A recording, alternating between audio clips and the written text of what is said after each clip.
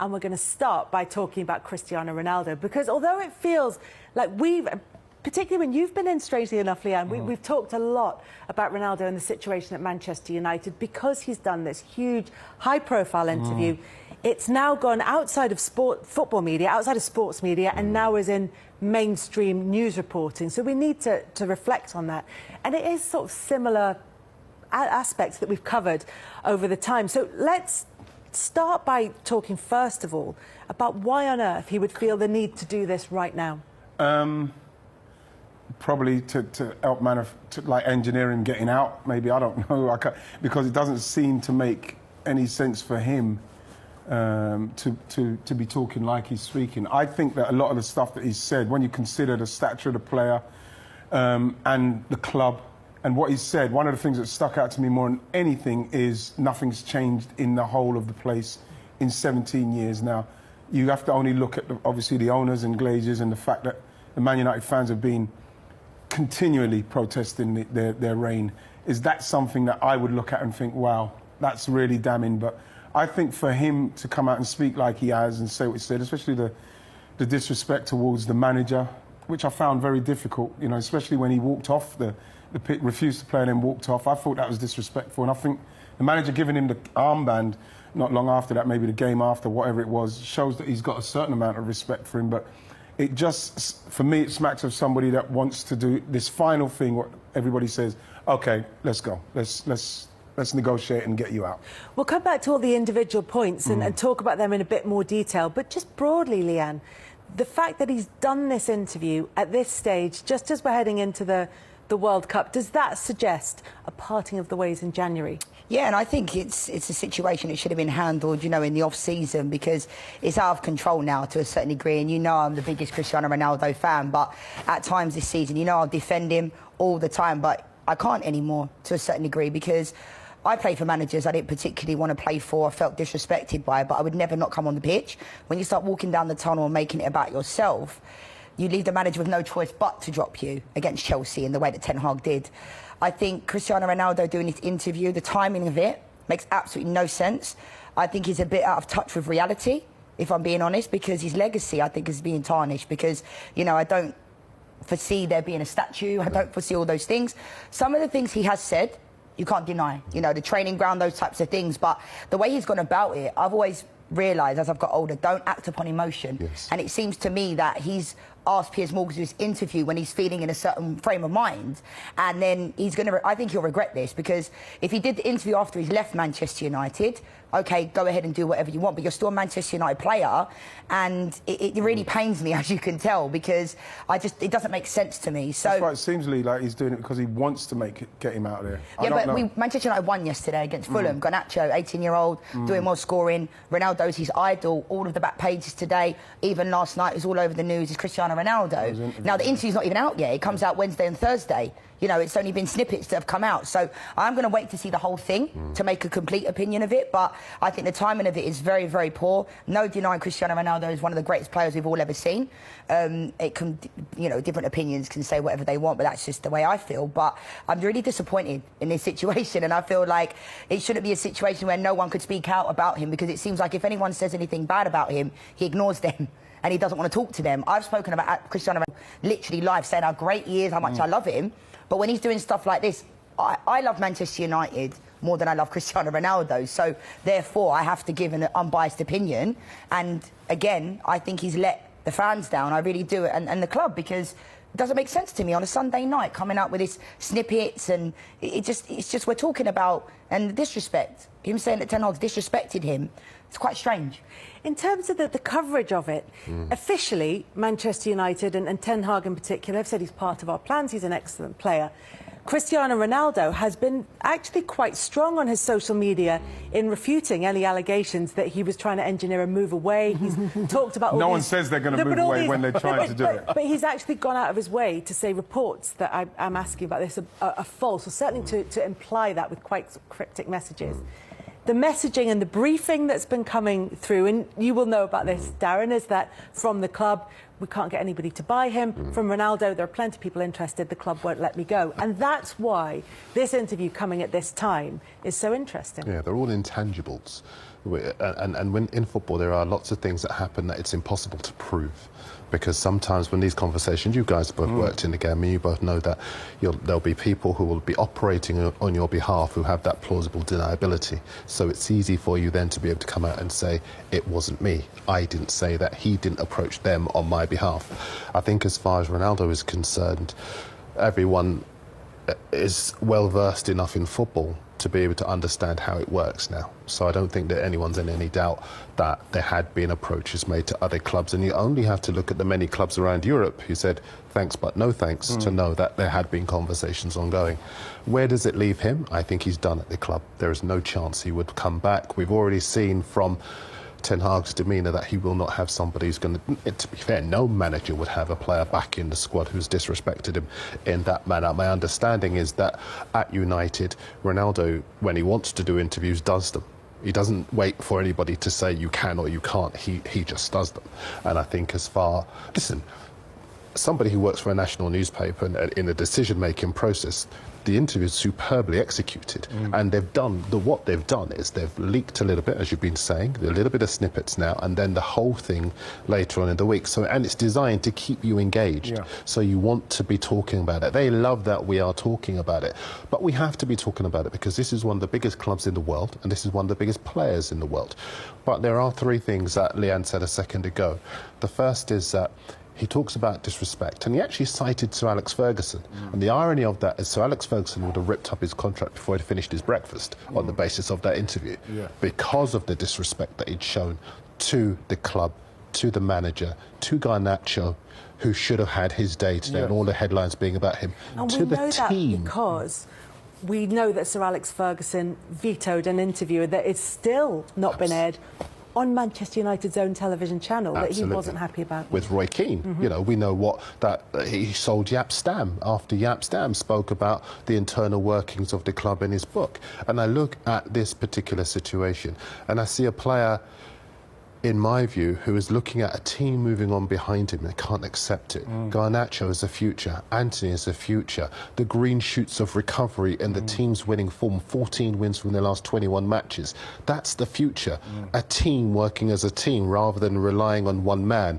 And the other supreme irony about all of this is that other clubs will look at his conduct and his anger and his reactions to not being a first team starter and say, thank goodness that's not in our dressing room.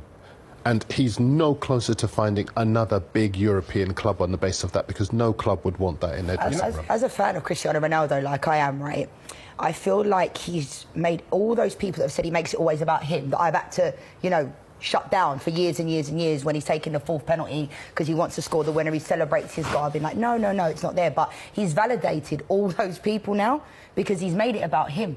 And that's something that I feel like I can't really defend at this moment in time. I was just going to say that there are all the things that he's talked about, and we will come back to, are things like, you know, the way that he's talked about the current manager, previous managers, whether it's Alex Ferguson, who's very close relationship with, whether it's about Rangnick, whether it's about Ten Hag, the current manager, also about former teammates, talked about the current crop of players at Manchester United and about the situation more generally at the club. And Manchester United, in the last couple of minutes, have released a statement, and this is what the club have said about Cristiano Ronaldo's interview. It said they note the media coverage. The club will consider its response after the full facts have been established. They're doing what you're doing, Leanne. Our focus remains on preparing for the second half of the season, continuing the momentum, belief and togetherness being built amongst the players, managers, staff and fans. Obviously this is unhelpful to Erik Ten Hag and to the players who are there. It's disrespectful, as you say, Darren, to his current teammates and to Garnacho, who could have had a brilliant moment where he was splashed all over the back pages with that late winner for Manchester United against Fulham.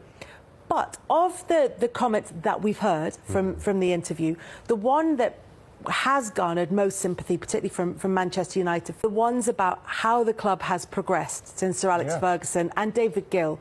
It must be said, he doesn't talk about him, but it happened at the same time, left the club, about how the gym, the facilities, everything that he has access to, the food in the canteen. There was very very keen to be complimentary towards the chef as a person. He said, you know, all of that has stayed the same. I've moved on in that time, he said, when I was 20, but the club hasn't. And that, of everything, feels like the most legitimate complaint, or certainly the one that's most widely felt. I think that I think it's quite a damning statement from him, because not only does that, for me, like talking about world-class players who are thinking of coming to a place like Manchester United, then you're going to think, what, they haven't even changed the facilities in 17 years, and I'm going to go, can you imagine? That means Casemiro must be thinking the same. Ronaldo's, obviously, this is something that's probably been annoying him from the time he got there, about the fact that the facilities are what they are. But again, I have to go back to, you know, that's the owners, you know, and that for, you couldn't see anyone else. No. When's the last time you saw a player of that stature come out and have a dig at the club of that stature? To the owners. You don't former see it. players have, you know, talking about the stadium. Yeah. Can I ask you, but like that, if he were coming back, would it not have been the case that they would have taken him? Because obviously we saw that summer. Look. Yeah, taking him to have a look around the training ground. This is where we are now. Would he not have had the chance to see any of that? Well, he's also got his own everything. He said it was an emotional decision, didn't he? Yeah. He said he just loves the club. And the thing is, you'd have holiday thought, romance. Yeah, but everybody's known for many years that Man United have done, the Glazers have done nothing to fix the stadium, build the stadium up, and I think that again, not only for players who are thinking of going there, but for the fans to continue to protest these people. Manchester United not putting a lick of paint on properly for 17 years, changing that place. Ever likely it's like it is. Ever likely it's like that how it is. And Ronaldo's obviously doing that interview for himself, right? Ronaldo's operating outside the club. You know what I mean? It's like you said there, Kels, he doesn't ask anybody when he does an interview. He does an interview when he wants. He's operating outside the club, so he doesn't really care deep down. The problem for me is that Man United need to find a way to get this squashed so as they can move on. Yeah. So as then, you know, and I'd implore, I'd say to the fans, continue to protest, because they do need to change everything at Manchester United, and that is not bringing back Ronaldo, maybe. You know, no, it doesn't seem like, for me, it's worked. No. It doesn't seem like it's worked. And we're not talking about just because it's Ronaldo. We're talking about any 37-year-old coming in without even the baggage. Like with a 37-year-old, with a young team, new manager trying to do what he's doing. How does he fit into it? And even with the goals? I think with the goals, I agree with Wright in so much as, if you think about it, he's angry that Rangnick isn't starting him and is starting younger players and is asking him to come on the bench. And there are stories that when he was named in midweek as a substitute, he was suddenly ill. But the fact is, the team is moving on without him. That's football. Yes. That's not betrayal. That's not personal. That's just the way that football works. And that's one thing I will say, though, guys, is something that's not gaining much traction, and I'm not going to defend Cristiano Ronaldo, but he did speak a lot about the emotional side of, you know, his baby and that type of stuff. And he spoke about not being supported by the club. Now, when you're in that frame of mind, people talk about money too much with footballers. Oh, they're on this much money. We are all from the same place. We're all human. And I feel like sometimes footballers are held on a different standard. So I'm not making excuses for him, but I'm saying, you know, there's an aspect of, he has been through quite a traumatic time, and he actually spoke about the Liverpool fans, how much they, you know, what they did for him, and that has to be taken from it as well. So for me, you know, like I said, it doesn't make sense, this interview. I don't think to anybody. It doesn't make any sense to anybody. And what you say is right, and we should hold that to account. He's been through a hugely traumatic past, losing one of the twin babies that he had with his partner, and we shouldn't forget that there is a human being at the centre of all of this. Some of the issues that he's raised in this interview are issues that predate that, as you say, go back to his time of joining Manchester United, talking about the previous manager, Ralph Rangnick, saying he didn't understand why they brought him in. And then critical of Erik Ten Hag in particular, but also talking about former teammates. Wayne Rooney was the player who came in for criticism from Cristiano Ronaldo. And we've seen that when he meets former teammates on the touchline, those that are deemed to be supportive get a hug, those that are deemed to be unsupportive are completely ignored. And I find that maybe that's because I've not been a player. I was going to say, you're probably better placed to answer, because your job as a former player, as a legend, is to speak about other players. Sorry. He just said legend. Oh, here we go. They're already top of the league. Don't bring your false modesty in here. Sorry, no, please let Darren speak, please. Go on, sorry, Dee. But your job is to speak about other footballers. Yes. And sometimes to be critical. Yeah. It's never personal. We've spoken privately about this. Absolutely. It's just that you are speaking about the kind of thing that everybody else is seeing. And so it must be hard if a player is basically going to act in a manner that suggests if you are anything other than gushing with praise for them, you are criticising them. The thing about it is as well, Darren, is like I was quite uncomfortable watching what he done to Jamie Carragher, because when I watched Jamie Carragher's kind of like summing up of the whole situation, it's not a million miles off of where we are now, in saying about how old he is and what he's going to bring and what's going to happen with the youngsters and how is he going to respect them. All the stuff that Jamie said has kind of come to be. And so you think to yourself, as a pundit, that's all you're trying to do. You know what I mean? I've got no problem with walking into any lounge, or if the lads are around and I can see any of them say, no, I'm never personal. It will never be personal. You just try and give the facts. And that's something that all pundits try and do. No one's blatantly going out to dig you out just because. I always analyse people the way I'd be okay being analysed myself. And it should never be personal. Constructive but the Jamie Carragher one, I think everyone made a joke of it because he's obviously former Liverpool. Yeah. But then when it was Gary Neville, it almost became no longer funny because he's Man United and it becomes he's always been he was very... a former teammate, whereas Carragher was an opponent. Yeah, but the thing with him as well, with Gary Neville, this is why I thought it's petty, right? Is Gary Neville's always stuck by him. And one time, Gary Neville may have said something about the way he's acting and the way he's behaved, which was terrible, walking off. He blanks him. It's really... What's going to happen to me at the World Cup then if I see it? That's it, you're gone now. This is it. It's complete. I do remember Gary Neville standing beside him when he was an 18-year-old. He'd done really well, and I think he won the Man of the Match award. And Gary stood beside him, interpreting for him, basically, and speaking up for him because he wanted to protect him and the culture around United at the time. Yeah. So Alex Ferguson used to protect Ryan Giggs. This was him protecting Ronaldo. And, you could see that there was that solidarity for him and that will to protect him, and that has been the case ever since then.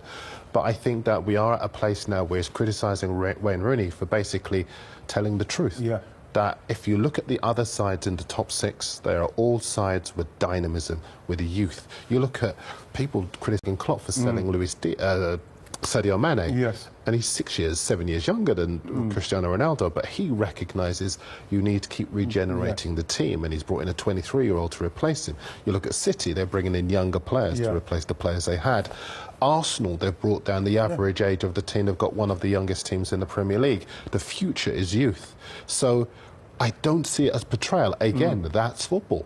But Ronaldo seems not to be able to appreciate that and is interpreting any scintilla of analysis around that as being criticism of him when everybody respects his status as a legend. There's a really interesting... Guillaume Balaguer wrote a biography of Cristiano Ronaldo, and he's posted a clip of that on social media today where he talks about the fact that he is defined wholly as a human being, or primarily as a human being, by his sporting success.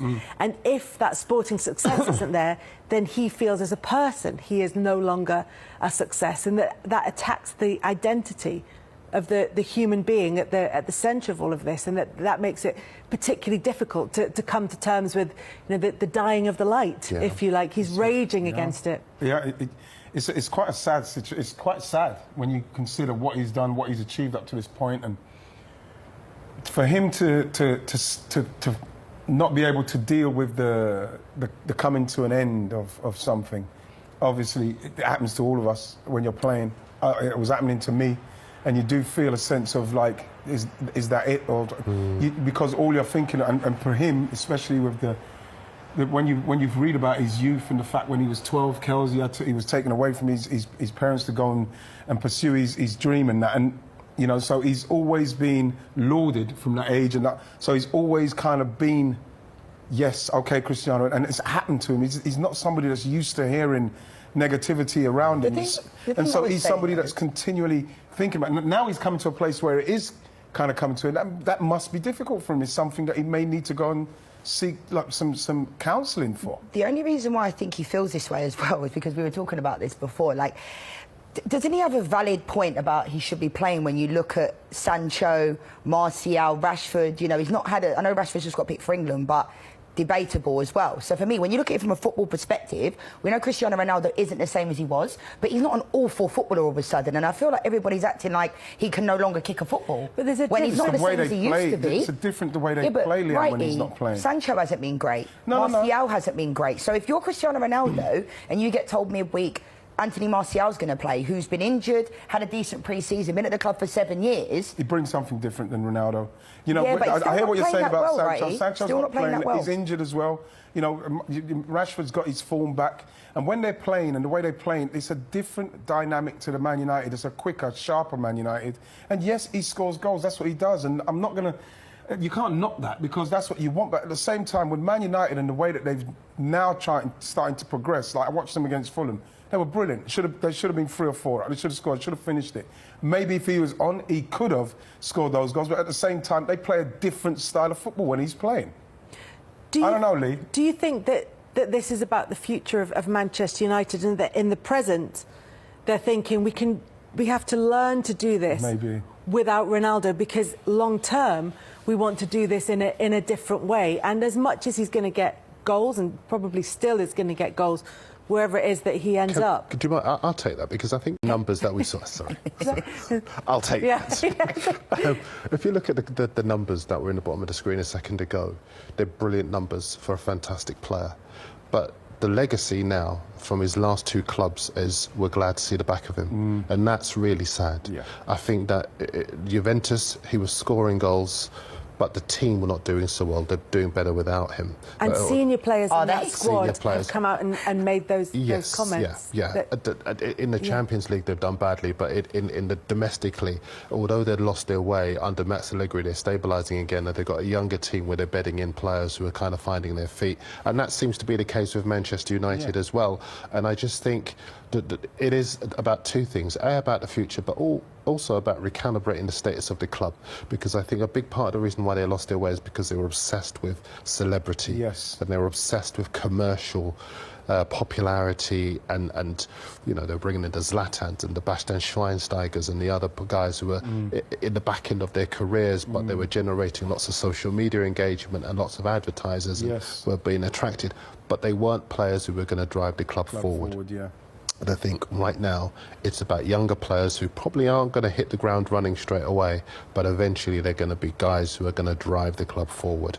He does have a legitimate gripe about the way that they've let, you know, there was some jokes about maybe watching training sessions on Betamax videos and stuff like that. But if you don't know what Betamax is, Google that one. I was going to say, but what an anachronistic statement, Google Betamax.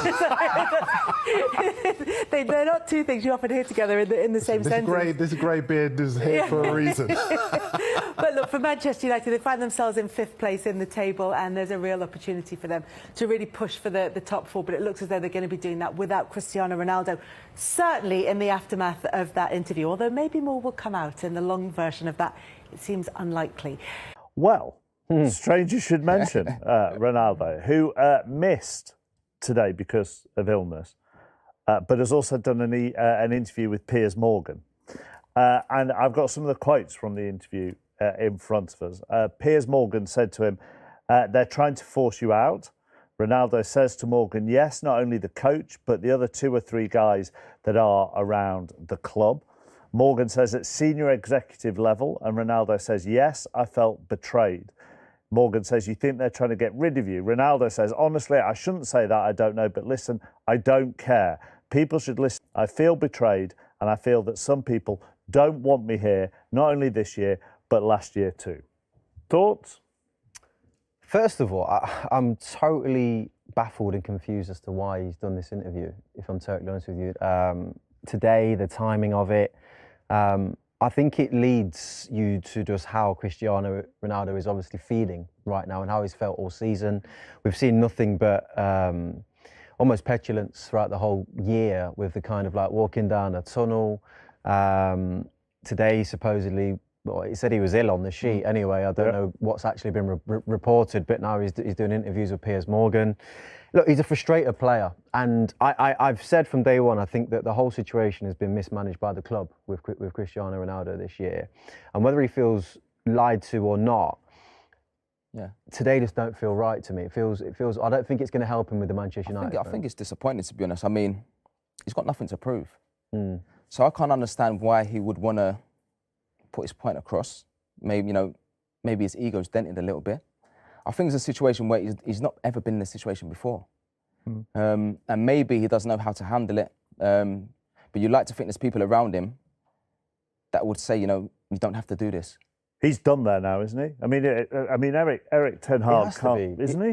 As a manager, I mean, I feel like Erik Ten Hag, where I do half kind of like with Ronaldo and what he's saying, he feels like he's been kind of like used a little bit in a way. He's like the black sheep. He's the kind of, the one to kind of like throw the stick at. I do at times feel like with Ten Hag, it enables him to elevate his position at the football club when he treats Cristiano in a certain way. It enables to kind of get the dressing room to fall in line. But at the same time, Ronaldo does have to behave in line with how the rest of the team does. But I do think if I was a manager, it makes sense for Ten Hag to. I mean, he can't play him now. But Jay, he can't be involved in the team now. I think he scored 20 plus goals last season. Yeah, he did. Yeah. So Ronaldo's probably thinking, well, actually, I was your top goal scorer last season, and he's thinking, I would do the same. So it is a funny situation, but really disappointing seeing that, to be honest. Very odd day to do it as well when Garnacho gets the winner. Yeah. So if you ask Man United fans now, who would you be more worried about losing? Oh no! Look, they are going to be looking forward to the future. They want Garnacho. They're never going to forget what Ronaldo's done for them. But at the same time, this young lad looks really exciting.